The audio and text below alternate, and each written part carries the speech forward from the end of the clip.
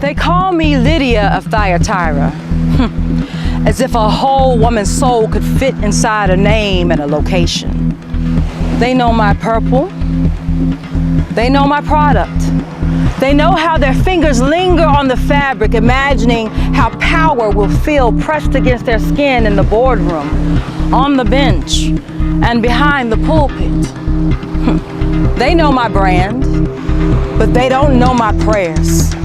They see the dye on my hands, not the doubt under my ribs. They see the merchant, the entrepreneur, the woman who made it in a Roman economy, never built with my feminine acumen in mind.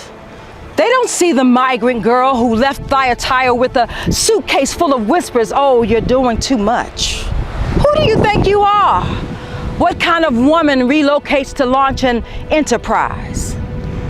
I came to Philippi with dye that stains and dreams that refuse to fade. I learned the market. I watched the rates. I figured out how to make a Roman man pay attention to my voice. I built something here. A household that answers when I call, staff whose rent depends on my decisions, clients who know when they need purple linens, they need me. But when the last contract is signed and the coins stop clinking, there is a 3 a.m. silence that no invoice can fix. I have capacity. I have strategy. I have a network and a name.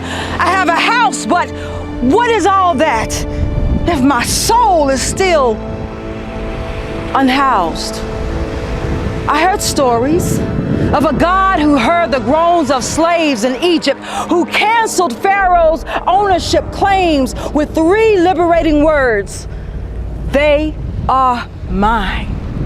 I heard some of those God people that were here, not enough for a marble synagogue and not enough to impress the city planners, but enough of them for a pop-up sanctuary by water on the edge of town.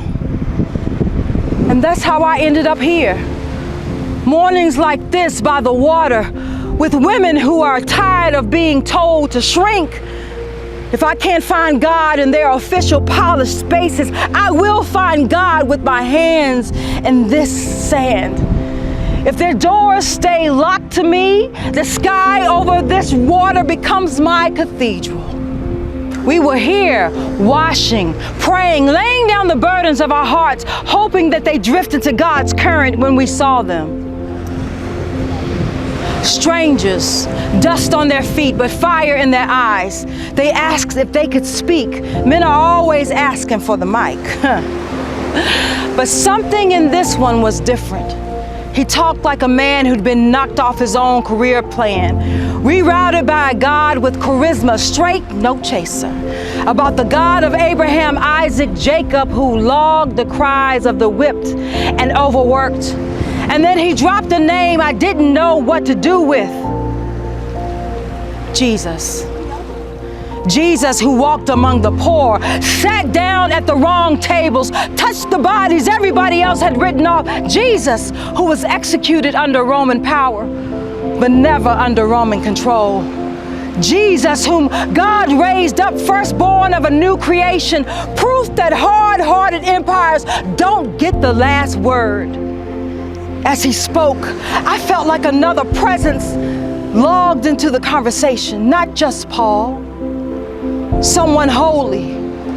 It was as if a hand, gentle but unyielding, reached inside my chest and turned a key I didn't know was there. Later they'll write, the Lord opened Lydia's heart to respond.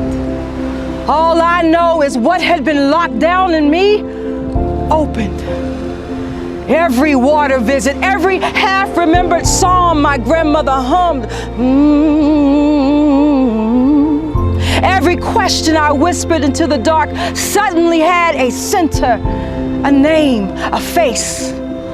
I didn't argue, didn't send it to committee, didn't need a feasibility study. My soul knew one move. I said yes. The same water that rinsed purple from my hands washed the old scripts from my soul. I went down a cellar of purple, a woman valued for what I could produce, and I rose a servant of the living Christ. A daughter valued for who I am. And when I came up out of that water, dripping and blinking in the sun, one thought hit me clearer than any business plan. I have a house. I have rooms, I have a table, I have means. What good are they now if I keep them locked behind my own gate? So I turned to Paul, Silas, and this traveling crew, and I said, if you consider me a believer in the Lord, then come, stay in my house. They hesitated because men are not used to being discipled by a woman's hospitality and hosted by her authority. But I persuaded them. I kept pushing until their no's turned into a yes. My table, once a negotiation desk, now holds the crumbs of communion. My walls, once just weather protection, have heard prayers that shake foundations louder than any earthquake. My household became a house church. My address became God's meeting place. All my life, they curated a list of places that I could not stand in.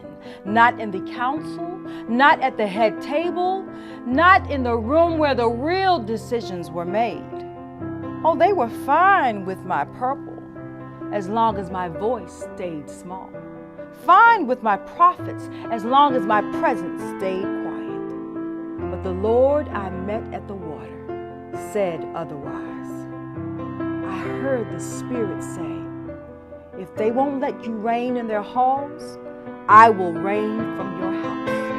If they won't put a key in your hand, I'll turn your front door into my open gate. And you were built to reign right where you stand.